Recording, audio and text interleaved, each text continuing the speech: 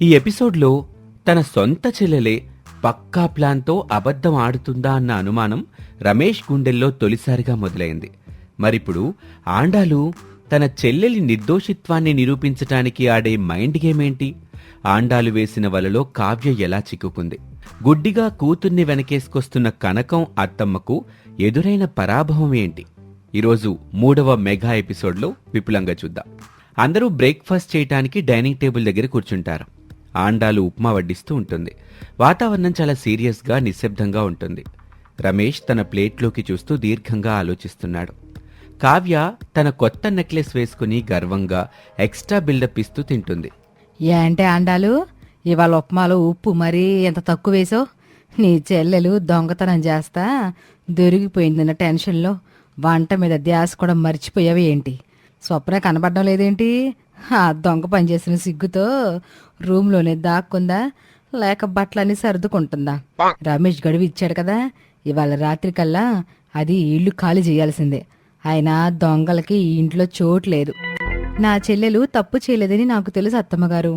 తప్పు చేయని వాళ్ళు ఎవరికీ భయపడి దాక్కోవలసిన అవసరం లేదు. తను సాఫ్ట్వేర్ కోడింగ్ చదువుకుంటుంది. అందుకే రూమ్లో కూర్చొని నోట్స్ రాసుకుంటుంది. అయినా ఈ ఉప్మా ఇవాళ స్పెషల్ అత్తమ్మగారు. ఇందులో ఉప్పు తక్కువే ఉండొచ్చు, కానీ అబద్ధాలు కుట్రలు అస్సలు కలపలేదు. ఆరోగ్యానికి చాలా మంచిది. ఏ టెన్షన్ లేకుండా ప్రశాంతంగా తినండి. చూసావమ్మా, దొంగతనం చేసి అడ్డంగా దొరికిపోయిన ఈ పల్లెటూరాళ్ళకి నోటి దురద అస్సలు తగ్గలేదు. పైగా మాకే వంటల పేర్లతో సెటర్లు వేస్తుంది. అన్నయ్య, నువ్వు ఊరుకుంటుంటే ఈ వదినికి పొగరు పెరిగిపోతుంది. నువ్వు చెప్పిన గడువు ఇవాళ రాత్రితో అయిపోతుంది కదా. రాత్రిలోగా స్వప్న ఈ ఇల్లు వదిలిపెట్టి వెళ్ళిపోవాలి. లేకపోతే రేపొద్దున నేను పోలీసులకి కంప్లైంట్ ఇస్తాను. అప్పుడు తెలుస్తుంది ఈ వదినమ్మ గారికి నా పవర్ ఏంటో. కావ్య, ఒక్క నిమిషం ఆగు.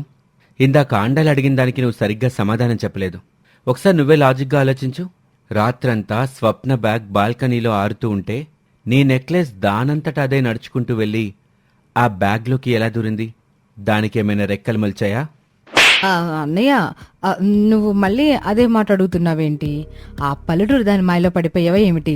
అది స్వప్న ప్లాన్ అన్నయ్య. తన బ్యాగ్ అందులో పెట్టి నా నెక్లెస్ దొంగిలించి బాల్కనీలోకి వెళ్ళి ఎవరికి డౌట్ రాకుండా దాచుకుని ఉంటుంది. దొంగల బుర్రలు ఇలాగే పనిచేస్తాయి. నువ్వు లాజిక్ మిస్ అవుతున్నావు కావ్య. తను దొంగతనం చేయాలి అనుకుంటే తీసుకెళ్లి బాల్కనీలో అందరికీ కనిపించేలా ఉన్న తన బ్యాగ్లోనే ఎందుకు పెడుతుంది? ఇంకెక్కడైనా సేఫ్గా బట్టల మధ్యలో దాచుకోవచ్చు కదా. పైగా రాత్రి వర్షం పడింది, ఆ బ్యాగ్ మొత్తం తడిచిపోయింది. కానీ ఇవాళ ఉదయం నువ్వు తీసినప్పుడు అందులో ఉన్న నీ నెక్లెస్ మాత్రం ఒక్క చుక్క కూడా తడవకుండా పొడి పొడిగా ఉంది. అంటే ఉదయం ఎవరో కావాలని ఆ బ్యాగ్ ఆరాక ఆ తడిచిన బ్యాగ్లో ఈ డ్రైగా ఉన్న నెక్లెస్ బాక్స్ని క్రియేట్ చేసి పెట్టారు. వర్షం నీళ్ళేమైనా ఆ నెక్లెస్ బాక్స్ని చూసి భయపడి పక్కకి వెళ్ళాయా? అవునా కదా? రే రమేష్, నీకేమైనా మతిపోయిందారా? ఆ ఆండాలు ఏదో పచ్చి అబద్ధం చేస్తే దాన్ని పట్టుకొని సొంత చెల్లెల్ని దొంగల నిలదీస్తావా? నీ పెళ్ళం మాయలో పడిపోయి నీ రక్తానికి ఎదురు తిరుగుతున్నావా? ఎంతైనా పెళ్ళం చెల్లెలు దొంగైనా నీకు అమాయకురాలాగే కనిపిస్తుందిలే. ఇదంతా నీ పెళ్ళం వేసిన మంత్రం రా. అమ్మా, ఇక్కడ రక్తం బంధం మంత్రాల గురించి కాదు, నేనొక లాజిక్ గురించి, నిజం గురించి మాట్లాడుతున్నాను. నాకు ఆండాల మీద కూడా విపరీతమైన కోపంగానే ఉంది. కానీ తను అడిగిన లాజిక్లో 100% నిజం ఉంది. స్వప్న దొంగతనం చేసింది అంటానికి నాకు ఖచ్చితమైన సాక్ష్యం కావాలి. అది దొరికేదాకా నేను స్వప్నని ఇంట్లో నుంచి పంపించను అని చెప్పి రమేష్ కోపంగా సీరియస్గా ఆఫీస్కి వెళ్ళిపోతాడు. దేవుడా, అన్నయ్య నా మీద ఇంత అనుమానం పెంచుకున్నాడేమిటి? ఆ ఆండాలు వేసిన ఒక్క లాజిక్ దెబ్బతో అన్నయ్య బుర్ర మొత్తం మారిపోయింది. ఇప్పుడు నా నెక్లెస్ డ్రామా ఎలా కవర్ చేసుకోవాలి? నేనేదో స్వప్న మీద నింద వేద్దాం అనుకుంటే ఈ ఆండాలు దీన్ని నా మెడకే ఊరుతాళ్లాగా చూడుతుందేంటి? ఈరోజు ఏదైనా పెద్ద ప్లాన్ వేసి ఈ స్వప్నని గింటేయాలి. కనకం, కావ్య హాల్లో సోఫాలో కూర్చొని టీవీ చూస్తున్నారు.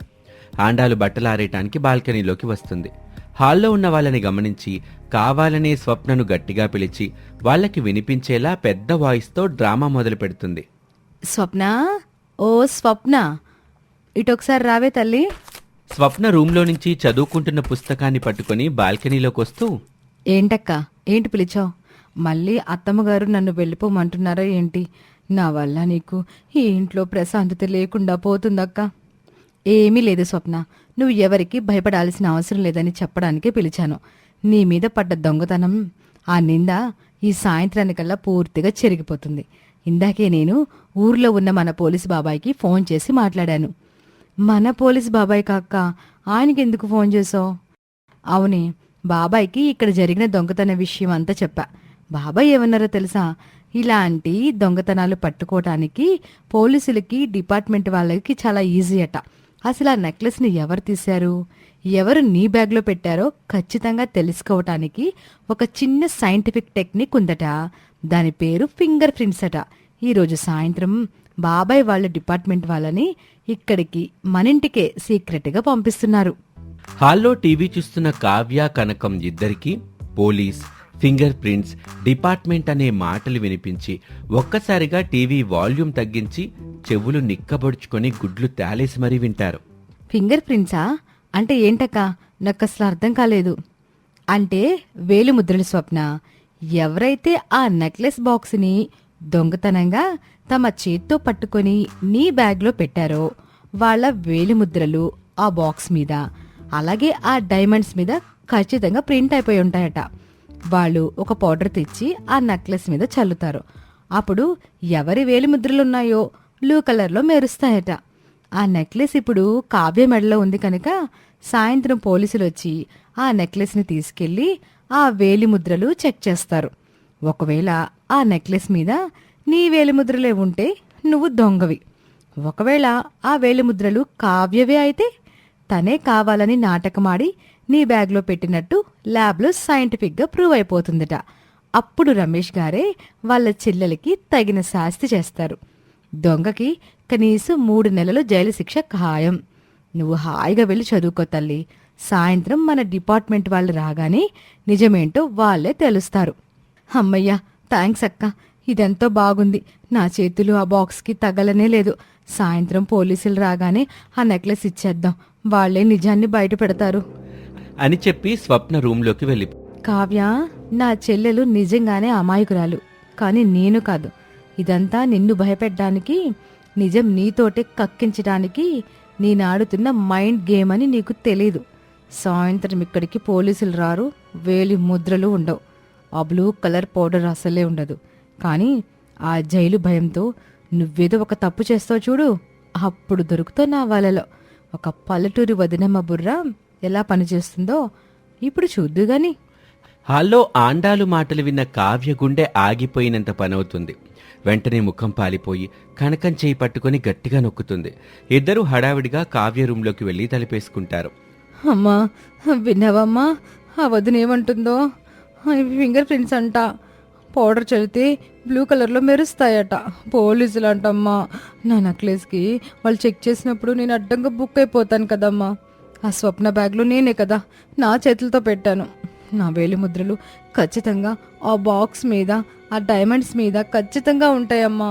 ఇప్పుడు ఎలాగే పోలీసులు గనక దొరికిపోతే నేను జైలుకి వెళ్లాల్సి వస్తుంది. నా పరువు పోతుంది. అన్నయ్య అప్పుడు నన్ను ఇంట్లో నుంచి గెంటేస్తాడే అమ్మా. నా లైఫ్ మొత్తం స్పాయిల్ అయిపోతుంది. ఓసే, మెల్లగా ఏడవ్వే. ఆ ఆండాలకి వినిపిస్తే ఇక అంతే సంగతులు. ఆ పల్లెటూరు దానికి పోలీసుల దాకా వెళ్ళేంత తెలివి ఉందని నేను అసలు అనుకోవట్లేదు. ఊర్లో పోలీసు బాబాయ్ అంట. అయినా నువ్వు అంత భయపడ కావ్య. ఒకవేళ పోలీసులు వచ్చేలోపు మనం ఆ వేలి ముద్దలు చెరిపేస్తే సరిపోతుంది కదా. అప్పుడు సాక్షి ఉండదు కదా. ఎలాగమ్మా? నాకు అసలు మైండ్ పనిచేయట్లేదు. అన్నయ్యకి నిజం తెలిస్తే నన్ను చంపేస్తాడమ్మా. ఆ స్వప్న పిడ వదిలించుకుందాం అనుకుంటే అది నా మెడకి ఊరుతాళ్లాగా చుట్టుకుంది. ఇప్పుడు నేనేం చెయ్యాలమ్మా? పిచ్చిదానా, ఈ కనకం బతుకుండగా నిన్ను జైలుకి పంపిస్తుందా ఆ పల్లెటూరిది? నువ్వు అసలు టెన్షన్ పడబాక. ఆ ఆండాలు మధ్యాహ్నం వంట పనిచేసి నిద్రపోగానే నువ్వు బాత్రూంలోకి వెళ్ళి ఆ నెక్లెస్ని తీసుకుని డెటాల్ సబ్బు, బట్టలు ఉతికి బ్రష్ పెట్టి బాగా కడిగి, వజ్రాలు అరిగిపోయినా పర్లేదు కానీ ఆ ఏలి ముద్రలు మాత్రం పోవాలి. అప్పుడు ఏలి ముద్రలు మొత్తం పోతాయి. ఆ తర్వాత 100 మంది పోలీసులు వచ్చినా మనల్ని ఏమీ పేకలేరు. నేను బయట హాల్లో కాపలాగుంటాను. ఆ ఆండాలు పడుకోగానే నువ్వు వెళ్ళి ఆ పని చెయ్యి. అమ్మ చెప్పింది కరెక్టే. ఎలాగైనా ఆ వెలి ముద్దులు చరిపేస్తే నేను సేఫ్గా ఉంటాను. వజ్రాల కంటే నా పరువే నాకు ముఖ్యం. ఈ ఒక్కరోజు గడిస్తే చాలు. ఆ స్వప్నని పంపించేయడానికి వేరే ప్లాన్ చేస్తాను. ఇల్లంతా నిశ్శబ్దంగా ఉంది. కనకం సోఫాలో నిద్రపోతున్నట్టు నటిస్తూ కాపలా కాస్తుంది. కావ్య మెల్లగా బాత్రూంలోకి వెళ్తుంది. తన మెడలో ఉన్న డైమండ్ నెక్లెస్ తీసి ఒక బ్రష్కి డెటాల్ సబ్బు రాసి భయంగా ఆ డైమండ్స్ని రుద్దుతూ ఉంటుంది. ఆమె ముఖం నిండా భయంతో చెమటలు పడుతున్నాయి. దేవుడా, ఈ వేలి ముద్రలు పోవాలి. ఎంత రుద్దినా నాకు అనుమానంగానే ఉంది. ఆ పోలీసులు వస్తే నా వేలి ముద్రలు ఎక్కడ స్కాన్ చేస్తారో అని భయంగా ఉంది. ఎలాగైనా ఈ నెక్లెస్ని సబ్బుతో కొత్త దానిలాగా మెరిసేలా కడిగేయాలి. ఈ సబ్బు నొరగలోకి నా వేలి ముద్రలు కరిగిపోవాలి. ఇది పాడైపోయినా పర్లేదు, కానీ నేను మాత్రం దొరకకూడదు. సరిగ్గా అదే సమయానికి రమేష్ ఆఫీస్ నుంచి తొందరగా వస్తాడు. రమేష్ నేరుగా ఆండాల దగ్గరికి వస్తాడు.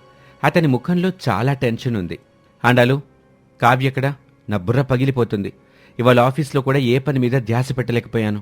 నువ్వు ఉదయం అడిగిన లాజిక్ నాకు కరెక్ట్గానే అనిపిస్తుంది. కావ్య మొహం చూస్తుంటే తను నాకేదో అబద్ధం చెప్తుందని నా మనసు చెప్తుంది.